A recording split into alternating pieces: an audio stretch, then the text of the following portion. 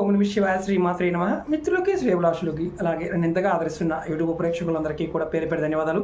మిత్రులారా, మీ అందరికీ పరాదేవత ఎలవెలా మీతో ఉండి మీ మనోవాంఛ నెరవేర్చాలని మనస్ఫూర్తిగా కోరుకుంటున్నాను.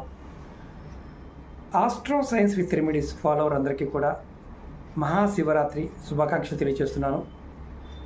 అందరికీ కూడా ఆ శివభగవానుడు, పరాదేవత అమ్మవారు మీ మనసులో ఉన్న ప్రతి కోరికను కూడా ఈ శివరాత్రి ద్వారా మీకు నెరవేర్చాలని మనస్ఫూర్తిగా కోరుకుంటున్నాను. చాలామంది అడిగారు, గురువుగారు ఈ సంవత్సరం శుభముహూర్త సమయం ఎప్పుడు ఉంది, మేము తేలికైన ఉపాయం చేస్తే అఖండ ఐశ్వర్యాన్ని పొందాలి, కుబేరుడంత శక్తి పొందాలి, దానికి తేలికైన మార్గం ఏదైనా ఉందా అని చాలామంది అడిగారు. ఖచ్చితంగా ఉంది. శివపురాణం చదివిన వారికి ఈ విషయం అర్థమవుతుంది. ఎవరైతే శివపురాణం చదివారో వారు ఖచ్చితంగా కామెంట్ చేయండి. శివపురాణంలో కథ ఉంటుంది, మనకి కుబేరుడు కథ. కుబేరుడు అంతకుముందు జన్మల్లో ఒక పేదవాడిగా పుట్టడం, శివాలయానికి వెళ్ళటం, అక్కడ అంటే ఆకలి ద్వారా తన ఆకలి తీర్చుకోవడం కోసం కొన్ని ఆ దేవాలయంలో ఉన్న దీపారాధన పాయింట్ ఆఫ్ వ్యూలో ఆ దీపారాధన పండుకుతున్నప్పుడు తన వస్త్రాన్ని చింపి దీపం వెలిగించడం, ఇలాంటి కథ మనం చూస్తాం. ఆ తర్వాత జన్మల్లో అతను రాజుగా పుడతాడు, తర్వాత కుబేరుడుగా మారుతాడు. అంటే ఈ కథ శివపురాణంలో ఉంది. చదివిన వారు ఖచ్చితంగా కామెంట్ చేయండి. అలాగే ఎవరైతే ఈ వీడియో చూస్తున్నారో వారు ఖచ్చితంగా ఓం నమః శివాయ అని కామెంట్ చేయండి. ఎందుకంటే ఈ సమయానికి ఉన్న శక్తి అటువంటిది. ఇప్పుడు మనం ఈ వీడియోలో ఈ తేలికైన ఉపాయం, అంటే మీరు కుబేరుడంత శక్తి సామర్థ్యాన్ని పొందడానికి, అఖండ ఐశ్వర్యాన్ని పొందడానికి శివరాత్రి రోజున ఏం చేస్తే అలాంటి ఫలితం కలుగుతుందో తెలియజేస్తాను. అలాగే ఏ ముహూర్తంలో, అంటే రేపు 5 ముహూర్త సమయాలు ఉంటాయి. ఆ 5 ముహూర్త సమయంతో పాటు చెప్తాను. ప్రయత్నపూర్వకంగా ఆ సమయంలో శివారాధన చేయండి. మనం సహజంగా శివరాత్రి మొత్తం కూడా జాగరణ చేస్తాం, రాత్రి అంతా కూడా. అది కూడా మనం చేయవచ్చింది. కానీ ఇందులో కొన్ని సమయాలు ఉంటాయి. ఆ సమయాన్ని మీరు ఖచ్చితంగా పాటించినట్లయితే విశేషమైన ఫలితాన్ని పొందుతారు. అలాగే మీకు ఈ వీడియో నచ్చినట్లు లైక్ చేయండి. ఛానల్ని కొత్తగా చూసే మిత్రులు సబ్స్క్రైబ్ చేసుకోండి. పక్కనే గంట సింబల్ ఉంటుంది, అది యాక్టివేట్ చేసుకోండి. మీరు మీ గ్రూప్స్లో ఎంతమందికి ఫార్వర్డ్ చేయగలుగుతారో, కుటుంబ సభ్యులకు కావచ్చు, మీ గ్రూప్స్లో కావచ్చు, అలాగే ఎవరికైనా సరే. ఎందుకంటే ఆ ముహూర్త సమయం, ఈ ఉపాయం అలాంటిది. శివరాత్రి రోజున ఎవరైతే ఈ ఉపాయం చేస్తారో జన్మాంతరాల్లో వారు కుబేరుడుగా మారతారని శివపురాణం చెప్తుంది. చాలా తేలికైన ఉపాయం, ప్రయత్నించేయండి. ఎలా చేయాలో చెప్తాను. ముందుగా ముహూర్తాలు చెప్తాను, తర్వాత ఉపాయం చెప్తాను. ముందుగా మనం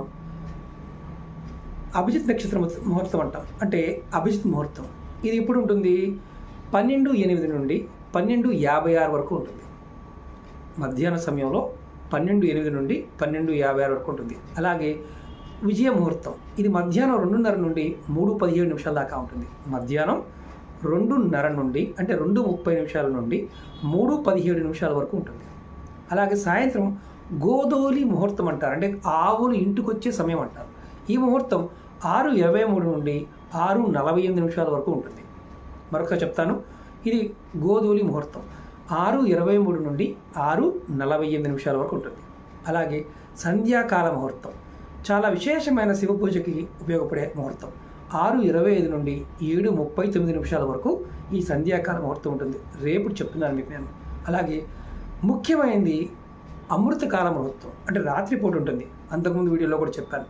10:43 నుండి 12:08 వరకు ఇది అమృతకాల ముహూర్తం అంటారు. ఎవరైనా సరే ఈ ముహూర్తకాల సమయంలో మీరు శివారాధన చేసినట్లయితే, దీపారాధన చేసినట్లయితే విశేషమైన ఫలితం కలుగుతుంది. ఇప్పుడు ఎలా దీపారాధన చేయాలో మీకు తెలియచేస్తాను. మీరు ఈ దీపారాధన చేయడానికి గోధుమ పిండి తీసుకోండి. గోధుమ పిండిని మెత్తగా చేసి, మనం చపాతీ చేసుకుంటూ ఉంటాము, అలాగే పూరి చేసుకుంటాం కదా, అలా ఉండ చేసుకొని దానికి 4 పక్కల 4 ఒత్తులు వేయడానికి అందులో 4 కొమ్ములు చేయండి.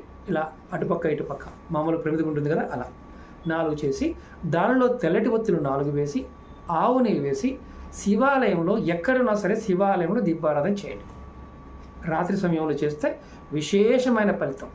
ఆ రోజు రాత్రి మీరు జాగరణ చేసేవారు ఎవరైనా సరే శివాలయంలో, ఎక్కడైనా సరే మీరు శివాలయంలో ఈ దీపారాధన చేయండి.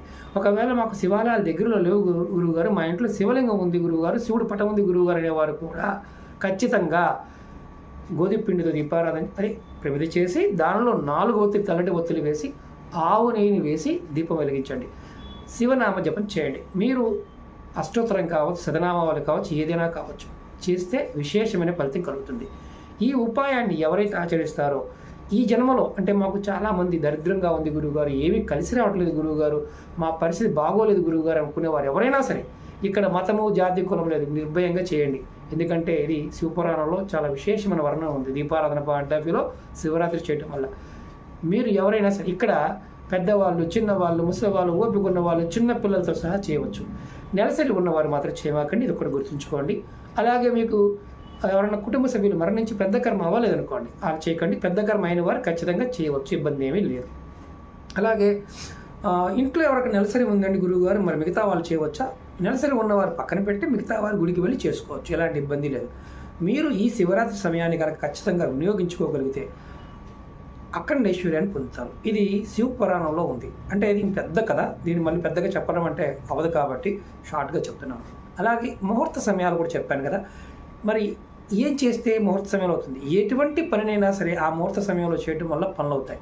అలాగే ఆ సమయంలో మనం దీపారాధన చేయటం వల్ల, శివనామ స్మరణ చేయటం వల్ల కూడా శివరాత్రి రోజున మీకు విశేషమైన ఫలితం కలుగుతుంది. అలాగే చాలామంది అడుగుతూ ఉంటారు, గురువు గారు నేను మంత్ర సాధన చేయాలనుకుంటున్నాను, ఏ టైంలో చేస్తే నాకు త్వరగా సిద్ధిస్తుంది? శివరాత్రి రోజున శివాయ గురువే నమః అనుకొని ఒక బిల్వపత్రాన్ని, అంటే మారేడాకు తీసుకొని దాని మీద చక్కగా గంధాన్ని రాసి, 21 ఆకులు తీసుకోండి, గంధాన్ని రాసి మీరు శివుడికి సమర్పించండి. ఒక ఆకు మీద మీరు ఏ మంత్రాన్ని తీసుకోవాలనుకుంటున్నారో, అది ఏ మంత్రమైనా సరే, నేను ఈ మంత్రాన్ని జపించాలనుకుంటున్నాను, ఓం నమః శివాయ కావచ్చు, ఓం కావచ్చు, నారాయణ కావచ్చు, ఈ లక్ష్మీదేవినే కావచ్చు, ఎవరైనా సరే ఈ మంత్రాన్ని నువ్వే నా గురువు అని చెప్పేసి ఆ మంత్రాన్ని మారేడు దళం మీద రాసి శివలింగం మీద పెట్టి మీరు గనక ఖచ్చితంగా మంత్రోచ్చరణ చేసినట్లయితే, ఆ రోజు నుండి మీరు మొదలుపెట్టి కంటిన్యూ చేసుకున్నట్లయితే శివుడు మీకు గురువుగా మారుతాడు. మీరు ఏది కోరుకున్నారో ఆ మంత్రం ద్వారా అది సిద్ధిస్తుంది. చాలా అద్భుతమైన సమయం, ఎందుకంటే సంవత్సరంలో ఒకసారి వస్తుంది. ఈ సమయాన్ని మీరు ప్రతి వాళ్ళు వినియోగించుకోండి. అలాగే రాబోయే ఆదివారం అమావాస్య ఉంది, ఆ సమయానికి కూడా కొన్ని యంత్రాలు మీకు చెప్పడానికి ట్రై చేస్తాను. అమ్మవారి అనుగ్రహం చేత అమ్మవారి మీకు చెప్పమని పర్మిషన్ ఇస్తే మాత్రం ఖచ్చితంగా మీకు యంత్రాలు కూడా, కొన్ని యంత్రాలు మీకు చూపించడానికి ప్రయత్నం చేస్తాను. మీ అందరికి మీరుగా చేసుకునే విధంగా ప్రయత్నం చేయవచ్చు. అలాగే వనమూలికల పాయింట్ ఆఫ్ వ్యూలో కూడా నెక్స్ట్ వీడియోలో మీకు చెప్తాను. ఇది మనకి ఆదివారం అమావాస్య పాయింట్ ఆఫ్ వ్యూలో. పాత సంవత్సరం వీడియోలు చేయవచ్చా గురువు గారు, చాలా షేర్ చేస్తున్నారు కదా అంటే, మా టీం షేర్ చేస్తూనే ఉన్నారు. మీరు పాత వీడియోలు ఏదైనా శివరాత్రికి సంబంధించిన ఏదైనా చేయవచ్చు, మీరు చేయగలిగేదాన్ని ప్రయత్నపూర్వకంగా చేయండి. అలాగే ఈ అవకాశాన్ని మాత్రం వినియోగించుకోండి. కుబేరుడంత ఐశ్వర్యవంతులు మీరు ఖచ్చితంగా ఈ ఉపాయం చేయడం వల్ల అవుతారు. ఈ దీపారాధనలో ఆసక్తి ఉంది. ఓకే మిత్రులారా, మీకు ఈ వీడియో నచ్చినట్లయితే లైక్ చేయండి, ఛానల్ సబ్స్క్రైబ్ చేసుకోండి, పక్కనే ఉన్న గంట సింబల్ని యాక్టివేట్ చేసుకొని 10 మంది మిత్రులు షేర్ చేయండి. ఖచ్చితంగా ఓం నమః శివాయ అని కామెంట్ చేయండి. ఓం నమః శివాయ, శ్రీమాత్రే నమః.